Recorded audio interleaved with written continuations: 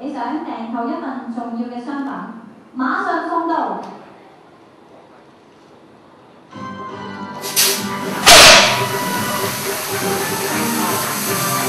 有請我哋天喵嘅行政總裁劉嘉玲小姐打俾你。嘉玲，哇！最後一個美女。嘉玲。我到最後啦。嘉玲，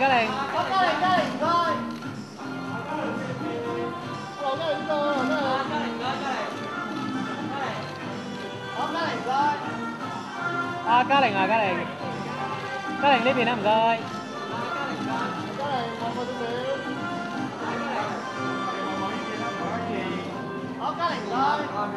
下面有請基金行政總裁刘嘉玲小姐為我們致辭，有請劉小姐。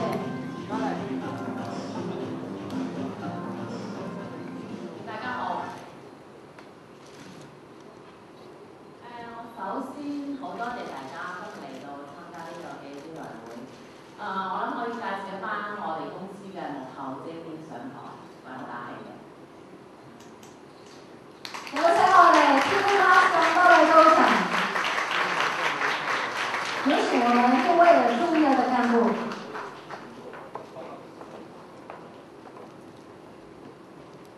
呢個係我哋公司嘅幕後精英同埋同事。咁我諗大家都會覺得好奇怪，點解我會加入呢間環宇購物家嘅公司？喺半年前，我有個朋友同我講起，佢想同日本、韓國、台灣幾個投資人一齊喺香港搞一間電視購物台。原因係香港冇一間自己嘅購物台，因為喺亞洲幾個地區，包括日本、韓國、台灣同埋美加都有電視購物。電視購物已經成為咗好成熟嘅一個購物渠道，而係我哋香港係一個購物嘅天堂。香港嘅經濟已經擺住咗最低點，香港人接受新事物嘅能力好高，同埋香港人工作繁忙，越嚟越冇時間去行街購物。喺呢個時間，我哋有一個電視購物台，我哋可以唔使一定去百貨公司同埋商店去搜羅，我哋可以安坐於家中，通過電視可以買到自己中意嘅產品，同埋價廉物美，亦都可以通過電視享受到購物嘅樂趣。我聽完之後覺得好吸引，同埋好有興趣。喺嗰段時間，我去咗韓國同埋台灣，去電視台做一個了解。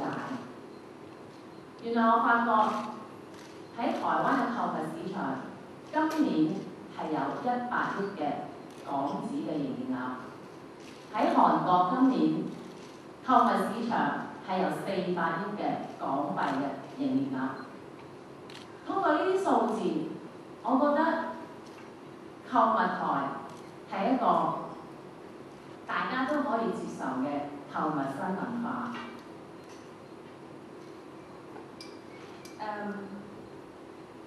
據我所知，而家美國有105間購物台，韓國有14，日本有14間，韓國有5間，台灣有4間，而我哋香港亦都即將有一間自己嘅購物台，就係環宇購物街。咁我諗大家都好好奇，點解我會成為呢間公司嘅行政總裁？其實我都覺得好奇怪，我都好想知道，我亦都問過。咁我啲朋友話俾我聽，佢覺得我係香港人都熟悉嘅香港人。我喺演藝事業做咗差唔多20年，以我咁多年嘅人生經驗同埋見識，我諗我對產品嘅鑑賞有一定嘅能力，同埋我平時自己中意 shopping， 我好了解香港人嘅購物心態同埋愛好。仲有呢幾年嚟，我所代言嘅每一個產品都受到廣大市民嘅喜歡同同，所以大家都好信任我，揾我嚟做呢間公司嘅主管係理所當然嘅。咁我開始不停咁喺度問自己，願唔願意去接受呢個新事物同埋新挑戰？講到底，呢份工作同我以前所做嘅工作，某程度上嚟講係好唔同嘅。所以，尤其是擔任咁重大嘅責任，相對嚟講壓力都會好大。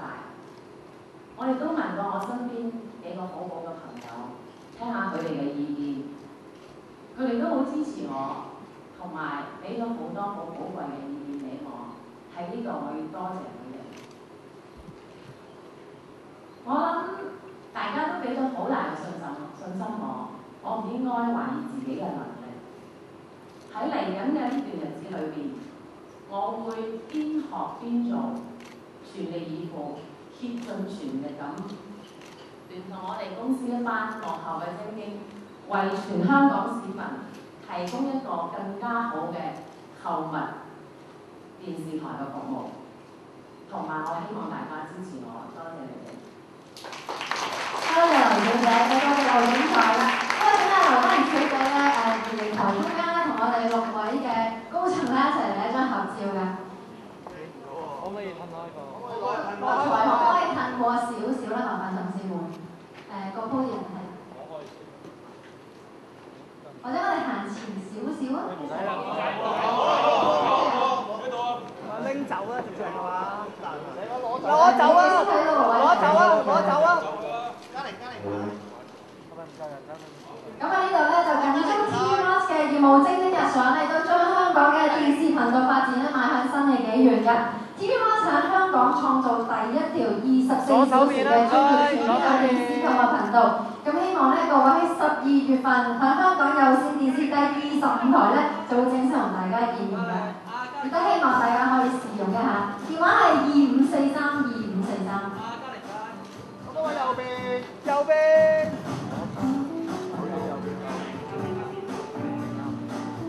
係右邊。咁咧，我哋再代表 TVBS 再一次多謝我哋嘉賓啦，同埋我哋傳媒界嘅朋友咧光臨㗎。咁我而家先有請我哋嘅劉總裁咧休息一陣先，有請嘉怡小姐，唔該。咁稍後咧，佢再會同大家見面咧，接受大家嘅訪問㗎。亦都麻煩晒我哋台上咧6位高